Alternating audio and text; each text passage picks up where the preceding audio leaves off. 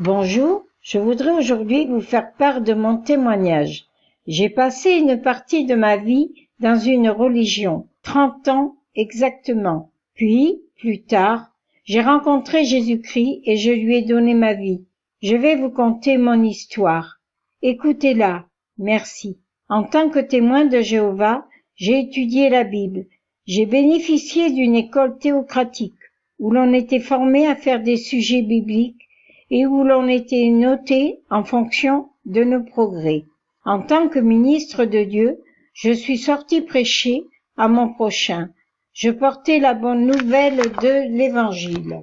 Bien sûr, comme beaucoup de chrétiens, j'ai eu connaissance de la vie de Jésus. Je connaissais son sacrifice sur la croix de Golgotha à Jérusalem. Voyez ce que l'on mettait dans notre esprit, que Jésus n'était pas mort sur une croix, mais sur un poteau, avec insistance. Certains témoins nous disaient de ne pas porter de croix autour de notre cou, car c'est une idolâtrie. Il faut s'en défaire. J'ai dû vendre ma croix, donc m'en séparer. Tout cela appartient désormais au passé, mais cela, mes frères, laisse quelques blessures. Le lieu où nous nous rendions, c'était la salle du royaume. Bien-aimés, voyez-vous, je savais que Jésus était né de Marie, mais personne depuis des années ne m'avait appris que Jésus était sorti de Dieu, puis était né dans le ventre de Marie pour devenir sur terre un être de chair. Car si nous sommes faits à l'image de Dieu, Jésus voulait ressentir aussi nos douleurs dans sa mort, nos tentations. Il a été tenté par le diable plusieurs fois, mais il a gagné la victoire sur lui. Il s'est qualifié. Jamais personne ne m'a dit que Jésus était Dieu. Ce fut une révélation pour moi. Jour du 14 Nisan, le soir, après le coucher du soleil, était le repas du Seigneur. C'était la scène. Nous invitions tous, nos proches, nos amis, notre famille. Puis, enfin, une assiette contenant du pain et une coupe de vin défilait devant chacune des personnes présentes. L'on appelle cela les emblèmes, mais nul n'avait le droit d'en consommer. C'était réservé aux saints, aux membres oints. Cependant, j'avais souvenir des paroles de Jésus disant « Mangez et buvez-en tous.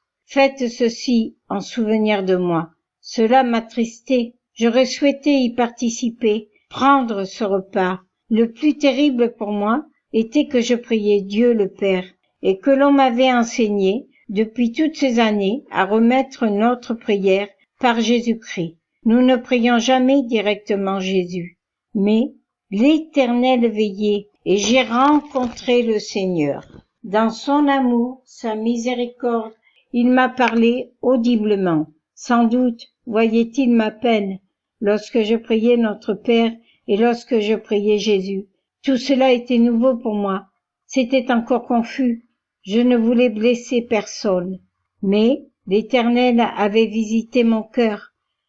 Il m'a dit, « Je suis la flamme. » J'ai été surprise et je n'ai pas compris de suite. Les pas que nous faisons pour aller vers le Créateur sont parfois timides, mais l'amour, la foi, l'emportent toujours.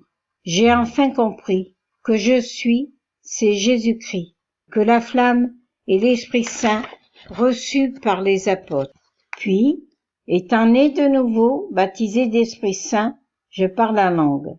J'ai renouvelé mon baptême d'eau. L'Esprit Saint m'a parlé au travers d'un songe. Il faut apprendre à reconnaître sa voix. Il m'a transformé, me guide.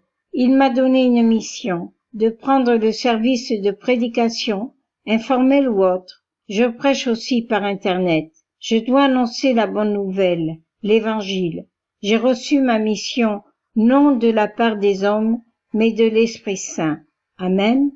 Dans Marc chapitre 5 verset 6, comme Jésus le faisait en parcourant les villages d'alentour, il enseignait les villageois. Dans Marc chapitre 6 verset 10 à 12, il dit aux 12 apôtres d'aller dans quelques maisons, d'entrer, et si l'on les recevait, d'y rester. Marc chapitre 6 verset 12 dit, ils partirent, ils prêchèrent la repentance. Dans Luc, chapitre 10, verset 1, le Seigneur envoya plus de 70 disciples, car la moisson était grande. Nous devons, nous aussi, en 2020, annoncer à tous le retour de Jésus et leur demander de se repentir.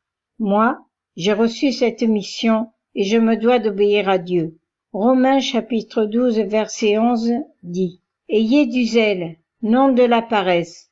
Soyez fervents d'esprit. Servez le Seigneur. » Alléluia. Mes amis, mes frères et sœurs, aujourd'hui, plus que jamais, je suis prête à défendre ma foi avec amour et parler avec respect. C'est ainsi que je vais demeurer sur le chemin de l'humilité. Et je vais ainsi prêcher la bonne nouvelle aux témoins de Jéhovah, en étant ferme dans la foi et en ayant une belle attitude envers tous. Dieu veut que nous sachions que toute personne est précieuse pour lui. Nous semons la parole, mais n'oublions jamais que c'est Dieu qui appelle. Gloire à Dieu. Merci d'être restés avec moi lors de ce témoignage.